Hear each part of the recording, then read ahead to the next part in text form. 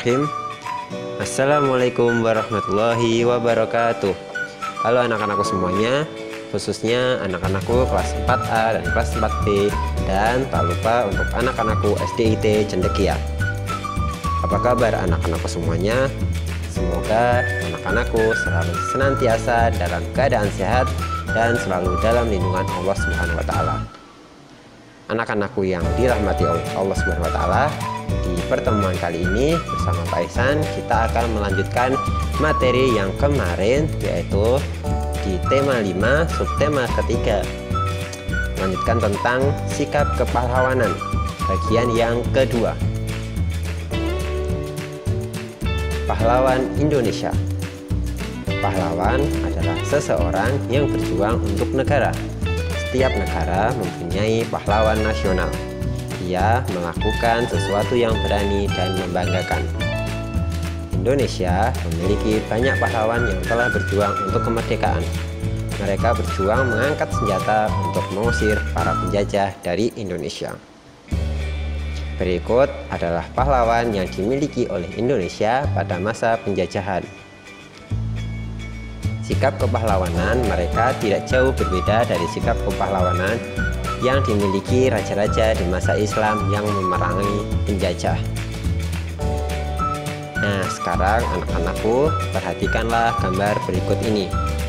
Ada Cut Nyak dari Aceh, Pangeran Antasari dari Banjarmasin, Pattimura dari Maluku, Sisingamangaraja dari Sumatera Utara, Dewi Sartika dari Jawa Barat, Pangeran Diponegoro dari Yogyakarta, dan Silas Papare dari Papua. Nah, kali ini kita akan membahas ke-7 pahlawan Indonesia ini. Yang pertama yaitu Cut Nyak Dien. Cut Nyak Dien adalah seorang wanita pahlawan nasional Indonesia dari Aceh yang berjuang melawan penjajah Belanda pada masa Perang Aceh. Cut Nyak Dien bersama Teuku Umar bertempur bersama melawan Belanda. Namun Teuku Umar gugur saat menyerang Meulaboh pada tanggal 11 Februari 1899, sehingga ia berjuang sendirian di pedalaman Meulaboh bersama pasukan kecilnya. Pahlawan yang kedua yaitu Pangeran Antasari. Pangeran Antasari adalah seorang pahlawan nasional Indonesia. Ia adalah Sultan Banjar. Perang Banjar pecah saat Pangeran Antasari dengan 300 prajuritnya menyerang tambang batu bara milik Belanda di Pengaron. Pertempuran yang berkecamuk makin sengit di antara pasukan Pangeran Antasari dengan pasukan Belanda, berlangsung terus di berbagai medan. Berkali-kali Belanda membujuk Pangeran Antasari untuk menyerah, namun dia tetap kekeh pada pendirinya. Yang ketiga yaitu Pattimura. Nah, ini anak-anakku sering lihat di uang kertas 1000. Pattimura bangkit memimpin rakyat Maluku melawan kekejaman Belanda. Pihak Belanda menguasai perdagangan rempah-rempah di seluruh kepulauan Maluku. Pada tahun 1817, perlawanan rakyat Maluku yang dipimpin oleh Pattimura berhasil merebut benteng Dustede di Saparua. Perlawanan Pattimura meluas ke Ambon, Seram, dan tempat-tempat lainnya. Pahlawan selanjutnya yaitu Sisingamangaraja yang ke-12.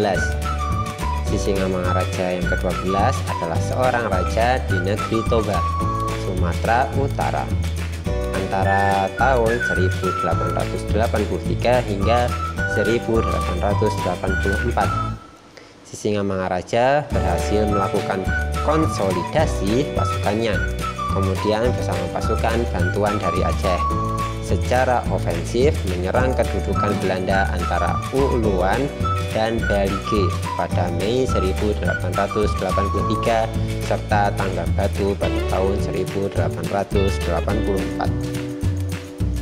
Pahlawan berikutnya yaitu Dewi Sartika.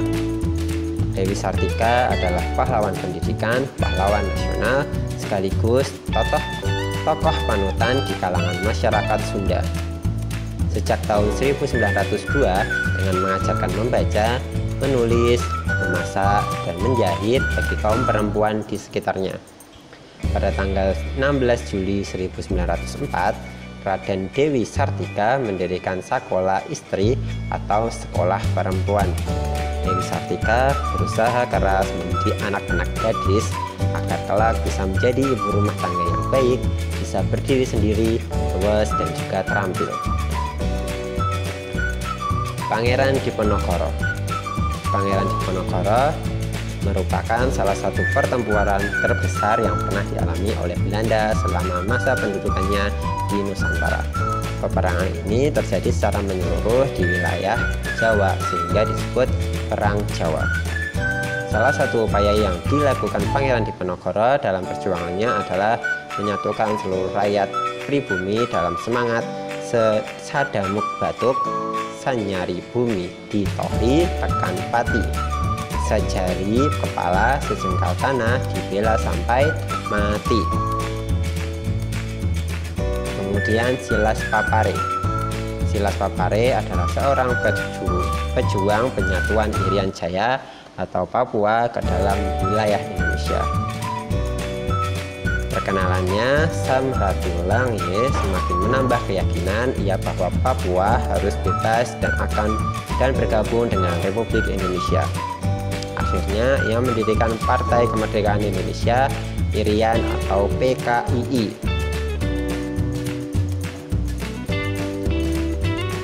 Nah, Indonesia ini memiliki banyak pahlawan nasional lainnya. Salah satu contoh yang kita bahas yaitu Bung Tomo. Perjuangan Bung Tomo turut membakar semangat pemuda Indonesia untuk berjuang. Karena itulah ia pantas dijuluki pahlawan nasional. Untuk mengenang jasa Bung Tomo, ada beberapa barang milik Bung Tomo yang disimpan di Tugu Pahlawan Surabaya.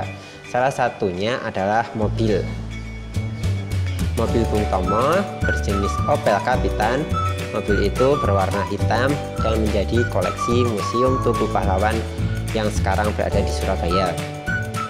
Nah, ini adalah gambar mobilnya milik Bung Tomo. Salah satu hal yang membedakan mobil Bung Tomo dengan mobil yang sekarang adalah posisi kaca spion mobil yang hanya ada satu dan di dalam mobil. Salah satu bagian mobil yang penting adalah kaca spion. Kaca ini bisa menghasilkan bayangan yang lebih kecil dari benda yang sebenarnya. Tahukah kalian, anak-anak semuanya, bagaimana kasih sifat-sifat cermin? Yuk kita mulai pembahasan satu persatu. Nah, selain dari bagian mobil, tadi adalah lampu. Pada lampu terdapat permukaan cembung yang menyerupai cermin cekung. Cermin cekung ini berfungsi untuk menyorotkan cahaya sampai jarak jauh. Nah, pembahasan yang pertama tentang cermin-cermin tadi, cermin datar. Nah, cermin datar ini bayangan yang dihasilkannya adalah bayangan yang terjadi sama besar dengan benda, bayangan yang terjadi sama tegak, jarak benda sama dengan jarak bayangan. Bayangan cermin tertukar sisinya, artinya bagian kanan benda menjadi bagian kirinya. Bayangan cermin merupakan bayangan semu, artinya bayangan tidak dapat ditangkap oleh layar. Cermin datar. Teman-teman Smart Point, kita akan belajar mengenai cermin datar dan sifat bayangannya. Cermin datar adalah cermin yang memiliki permukaan datar seperti sebuah garis lurus. Sifat bayangan pada cermin datar adalah: yang pertama, maya atau semu.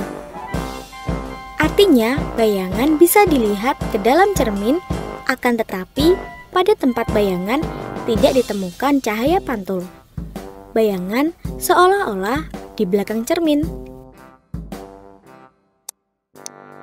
Sifat bayangan yang kedua adalah tegak. Artinya, bagian kepala akan tetap berada pada kepala dan kaki akan tetap pada kaki. Sifat berikutnya adalah bayangan sama besar dengan benda. Ukuran bayangan sama dengan ukuran benda.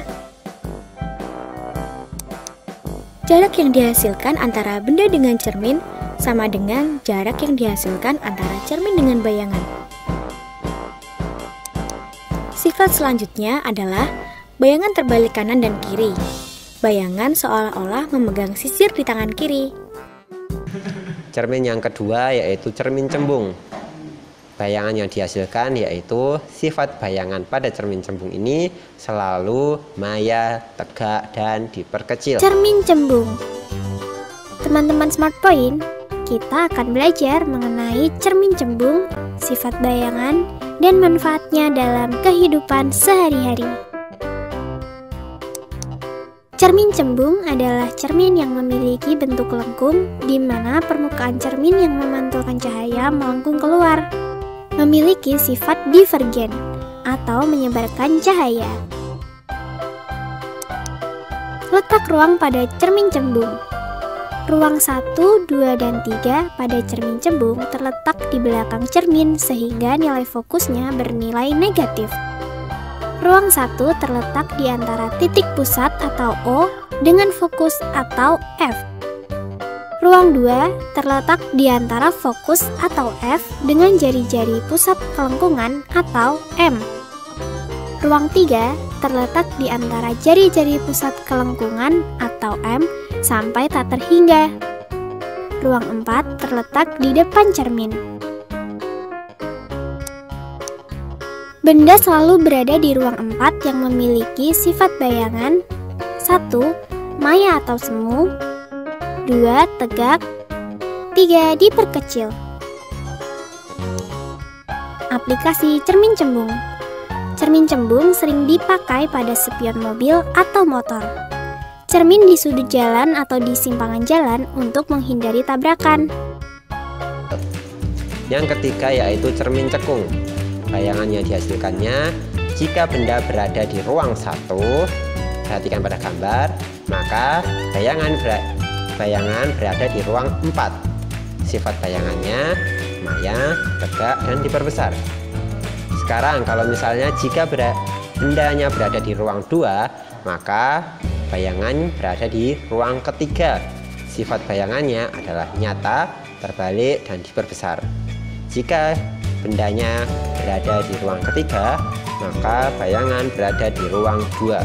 Sifat bayangannya nyata, terbalik, dan diperkecil. Nah, anak-anakku semuanya, itu tadi sekian pembelajaran kita pada hari ini. Semoga bermanfaat untuk anak-anakku semuanya. Terakhir, mohon maaf apabila ada salah kata dari Paisan. Sampai bertemu di video berikutnya. Jangan lupa jadi anak yang baik. Assalamualaikum warahmatullahi wabarakatuh.